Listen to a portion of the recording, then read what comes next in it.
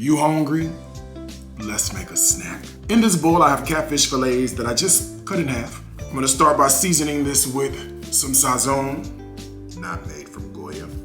Along with the sazon, I got a little bit of complete seasoning. Now, some of my favorites. Cajun seasoning, a little bit of lemon pepper,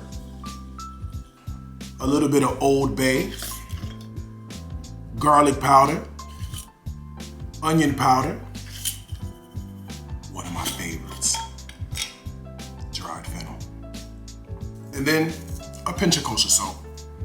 Mix it all together.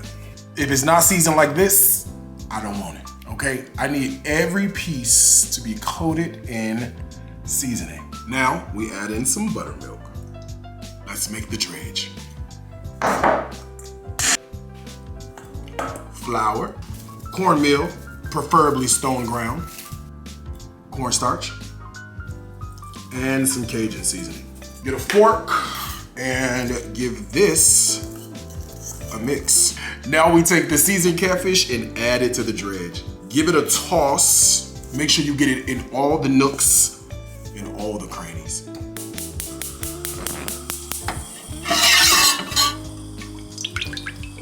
Make a little oil, make sure it's hot. It is.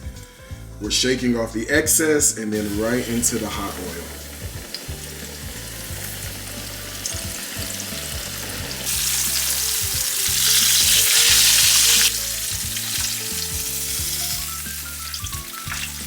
Then as soon as it comes out, I just sprinkle with a little bit of flake sea salt. Look at how great that looks. Ooh. All right. Ain't but one thing missing. A little piece of hot sauce. And of course, you can use your favorite brand. It's up to you. Now, all you gotta do at this point is bow your head and say grace. Grace.